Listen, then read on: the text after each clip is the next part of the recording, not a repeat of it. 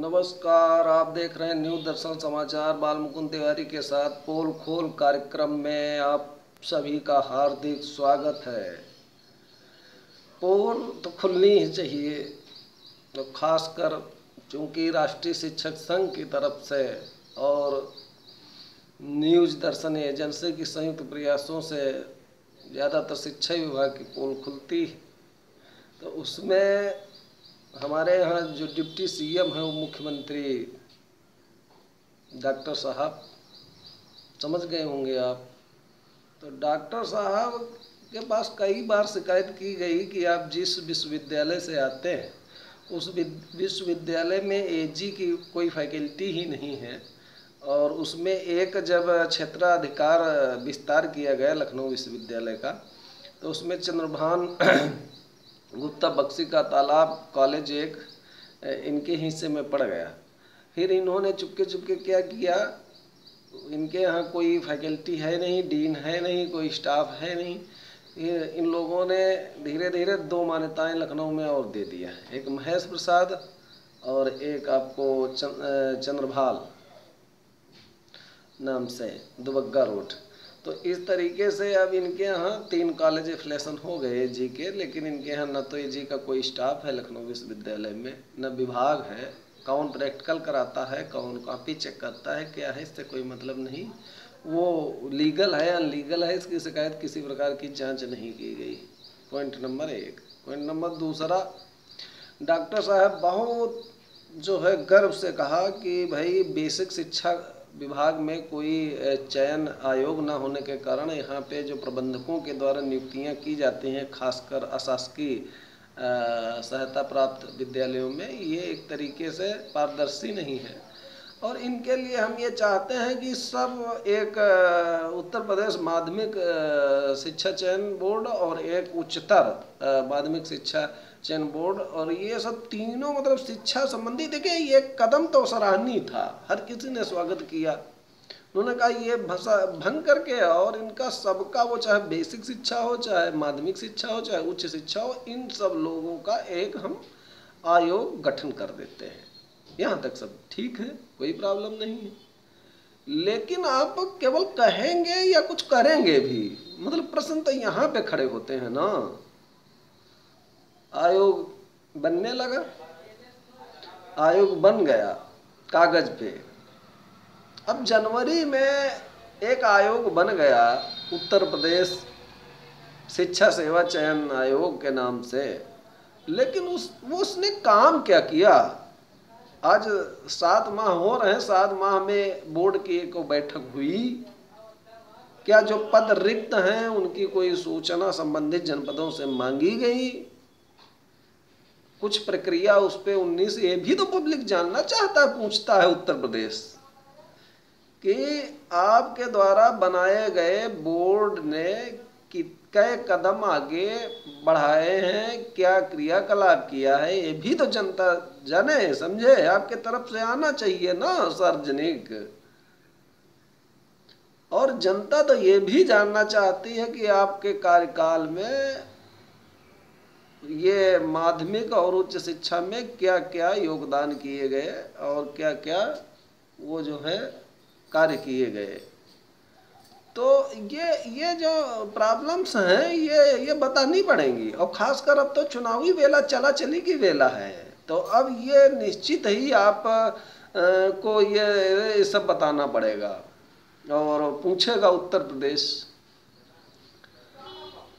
और ये जो आपकी छवि बनी है, ये कोई मतलब एक दिन में नहीं बन गई कि काम न करने के नाम से कौन सा ऐसा डिप्टी सीएम है या मंत्री है जिसका नाम बताइए तो लोग तुरंत बता देते हैं। तो ये फाइलों को लटकाना भटकाना। अब उधर आइए, अब देखते हैं कि जैसे आते हैं बेसिक शिक्षा विभाग में, तो बेसिक शिक्षा विभाग में जिस समय हमारे डॉक्टर साहब सतीश चंद्र शर्मा जी को बेसिक शिक्षा का प्रभार मिला, और वो भी स्वतंत्र प्रभार मिला, तो हम सब लोगों के खुशी की लहर दौड़ी कि एक शिक्षक है और इसको चूंकि अच्छी जानकारी होगी, और अच्छा तो वो सोशल मीडिया पे तो भैया नंबर 1 एक्टिव हैं हमारे डॉक्टर साहब। उनकी तारीफ जितनी भी की जाए उतनी कम है, बहुत बढ़िया एक्टिव हैं। लेकिन ये शिक्षा विभाग में जो कार्य प्रणाली है ये कोई सराहनीय भी नहीं है।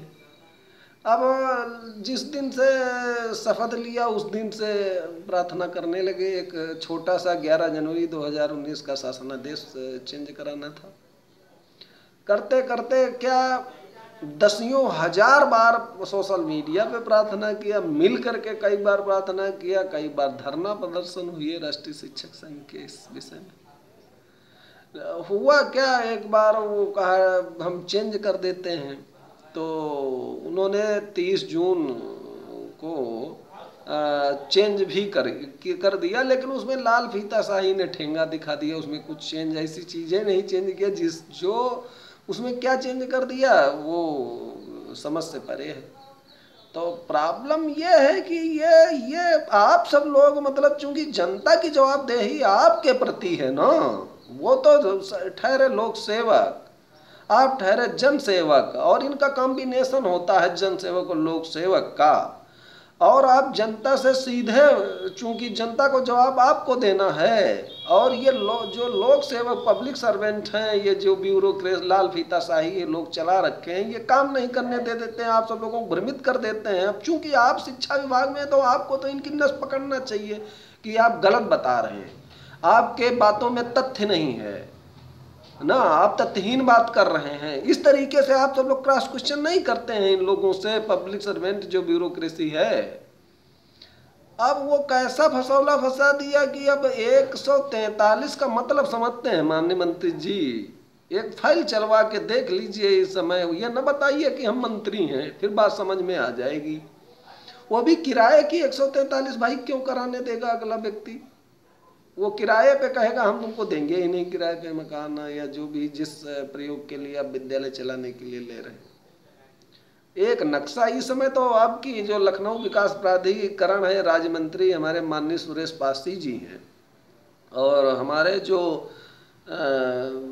बहुत यशस्वी और ये मुख्यमंत्री योगी जी के पास है ये आवास एवं शहरी विकास, तो ये इसमें नक्शा कोई पास करा के दिखाए, एक साधारण व्यक्ति पगला जाएगा, बीमार हो जाएगा मानसिक रूप से, नक्शा नहीं पास करा पाएगा। एक ऐसे ऐसे क्यों मतलब विधान, आप पब्लिक को डिस्टर्ब करने के लिए पब्लिक ने वोट दिया आपको, कि काम करने के लिए नहीं दिया कि आप हमारा काम न करना, आप हमको बहुत परेशान करना, आप हमको इतना डिस्टर्ब कर देना कि हम पगला जाएं, मतलब हमारा दिमाग खराब हो जाए, हमारे जूते घिस जाएं दौड़ते दौड़ते, हमारे घर आना गिरा देना, है ना।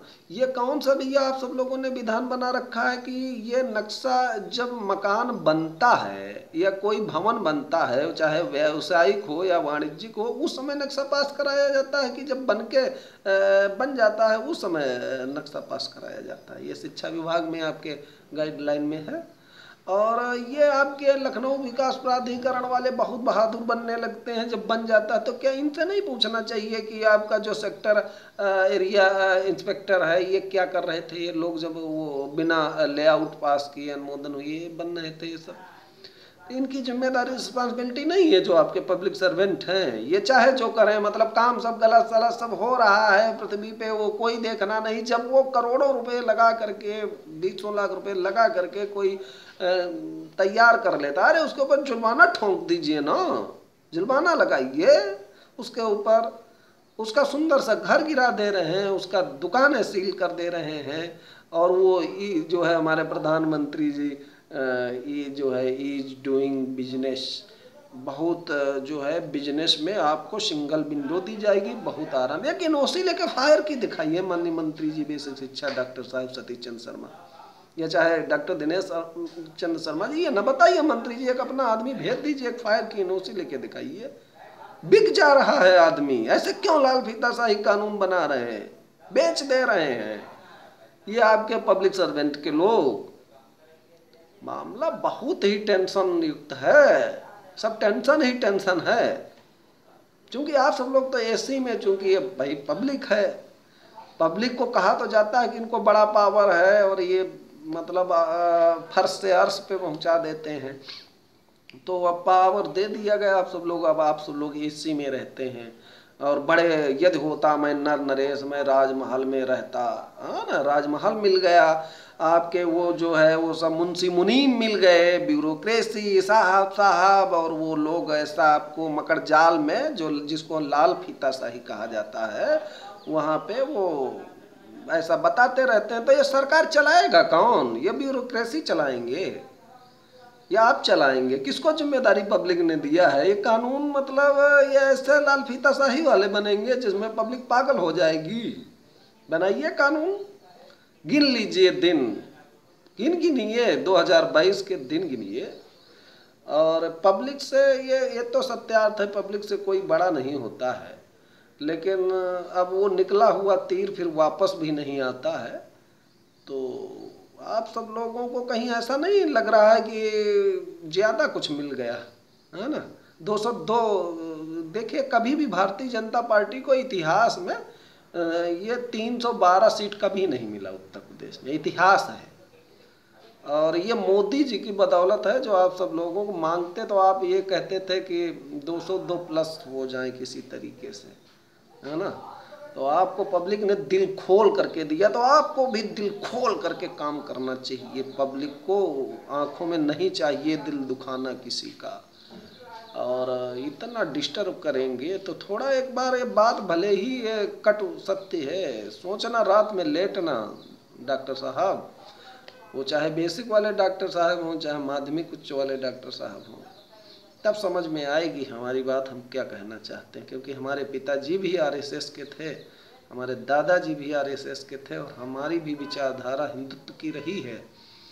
और बड़ा सपोर्ट है हमारे, ट्विटर सोशल मीडिया सब ये प्रत्यक्ष हैं, गवाह हैं कि हमने बहुत मेहनत किया है भारतीय जनता पार्टी के लिए, सदैव पुरजोर पक्ष रखा है भारतीय जनता पार्टी का। लेकिन इस समय व्यथित हूँ, आप सब लोगों के क्रियाकलाप से व्यथित हूँ। ब्यूरोक्रेसी नचा रही है, ब्यूरोक्रेसी आप सब लोगों को मकर जाल में फंसा चुकी है, लाल फीता शाही में। इसलिए हम चाह रहे थे कि ये भी समय है, और ये पब्लिक है, इसका जितनी भी दर्द होती है, पीड़ा होती है, अगर ठीक हो जाती है तो वो फिर माफ़ भी कर देती, क्षमा भी कर देती है।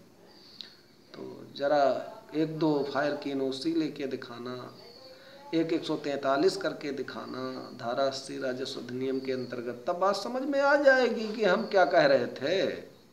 अपने साथियों को फ़ोन करोगे तो भैया 143 एक कराना, ज़रा बताइए कैसे होता है ना? आप गवर्नमेंट एम्प्लॉई मिल गए, तो इसलिए आप ज़मीनी हकीकत से बहुत दूर है। दोस्तों, यदि हमारा ये वीडियो पसंद आया हो तो आप सभी इसको सब्सक्राइब करें, लाइक करें। धन्यवाद। जय राष्ट्रीय।